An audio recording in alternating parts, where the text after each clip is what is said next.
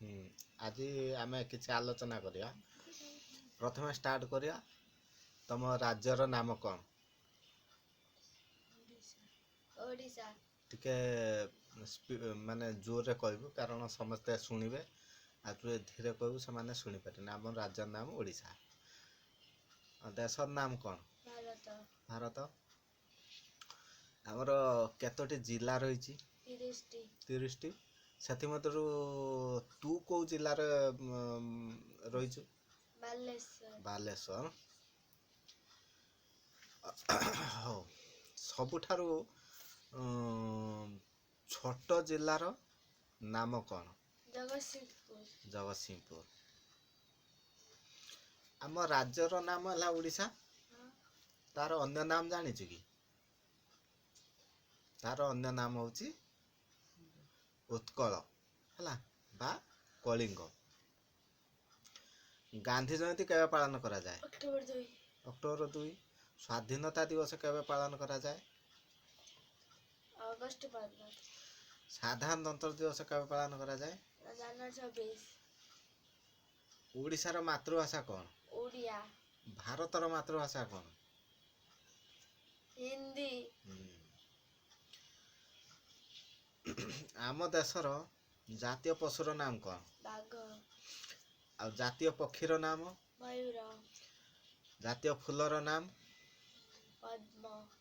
ଜାତୀୟ ଖେଳର ନାମ? ହକି। ଆମ ଦେଶର ସବୁଠାରୁ ବଡ଼ ନଦୀର ନାମ କ'ଣ? ମହାନଦୀ। ଗଙ୍ଗା ନଦୀ। ଭାରତର ସବୁଠାରୁ ବଡ଼ ନଦୀ ହେଲା ଗଙ୍ଗା ନଦୀ ହେଲା। ଭାରତର ରାଷ୍ଟ୍ରଭାଷା କ'ଣ? ହିନ୍ଦୀ। ଆମ ଦେଶର ପ୍ରଥମ ନାଗରିକ କିଏ? ରାଷ୍ଟ୍ରପତି। ପ୍ରଥମ ରାଷ୍ଟ୍ରପତି କିଏ ଆମ ଦେଶର? ରାଜେନ୍ଦ୍ର ପ୍ରସାଦ। ଡକ୍ଟର ରାଜେନ୍ଦ୍ର ପ୍ରସାଦ। ଭାରତୀୟ ଜାତୀୟ ପତାକାରେ କେତୋଟି ରଙ୍ଗ ଥାଏ? 3ଟି। 3ଟି। ସେଥିର ଗୋଟେ ହେଲା ନାରଙ୍ଗୀ, ଧଳା, ତାପରେ ସବୁଜ। ବର୍ଷ କେତେ ମାସ? 12 ମାସ ହେଲା। ବର୍ଷକ 12 ମାସ। କେତେ ଋତୁ? 6ଟି। 6ଟି ଋତୁ। ସେ ଋତୁ ଗୁଡ଼ିକ ନାଁ କହିଲୁ?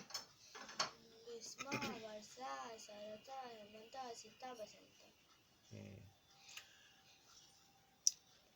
କେଉଁ ପଶୁକୁ ମରୁଭୂମିର ଜାହାଜ କୁହାଯାଏ? ଉଟ। ଉଟ କୁହାଯାଏ।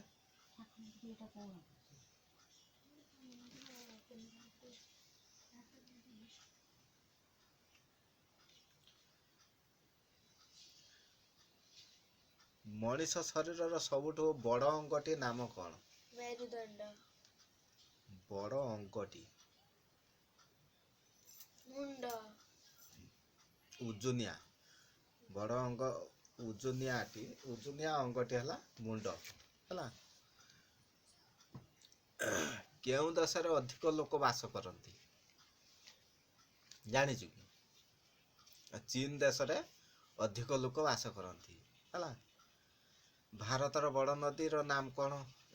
ପୂର୍ବରୁ କହିଥିଲି ଗଙ୍ଗା ନଦୀ। ଆମ ଜାତିର ପିତା କିଏ? ଆମ ଜାତିର ପିତା ହେଲେ ମହାତ୍ମା ଗାନ୍ଧୀ। ଆମର ଯେତେକ ନୋଟ ସବୁ ଛପା ଯାଇଛି ସେଥିରେ ସବୁ ନୋଟରେ କାହାର ଚିହ୍ନ ରହିଛି? ଗାନ୍ଧୀ। ମହାତ୍ମା ଗାନ୍ଧୀଙ୍କର। ଖାଲି ଗାନ୍ଧୀ କହିଲେ ହବନି, ମହାତ୍ମା ଗାନ୍ଧୀଙ୍କର ଚିହ୍ନ ରହିଛି, ଯୋଉଟାକି ସମସ୍ତେ ଛୋଟ କତୁରୁ ବୟସ୍କ ଲୋକ ପର୍ଯ୍ୟନ୍ତ ସମସ୍ତେ ଜାଣିଛନ୍ତି ମହାତ୍ମା ଗାନ୍ଧୀ ଚିହ୍ନଟା ରହିଛି, ସବୁ ନୋଟରେ ରହିଛି। ଭାରତର ବୃହତ ମହାସାଗର ନାମ କ'ଣ ଜାଣିଛୁ କି? ପ୍ରଶାନ୍ତ ମହାସାଗର। ପୃଥିବୀର ବୃହତ୍ତମ ପଶୁ କିଏ? ହାତୀ। ପୃଥିବୀର ବୃହତ୍ତମ ପଶୁ ହେଲା ନୀଳତିମି ହେଲା। ଜଳର ସ୍ୱାଦ କିପରି ଜାଣିଛୁ କି? ଜଳର ସ୍ୱାଦ ତୁ କେବେ ପାଣି ପିଇଛୁ? ପିଇଲେ ତତେ କେମିତି ସ୍ୱାଦ ଲାଗେ? ସ୍ୱାଦହୀନ, ଯେଉଁଟାକି ସ୍ୱାଦ ନାହିଁ ସେଟାର, ସେଟା ହେଲା ସ୍ୱାଦହୀନ। ହଁ, ଆଜି ପାଇଁ ଏତିକି।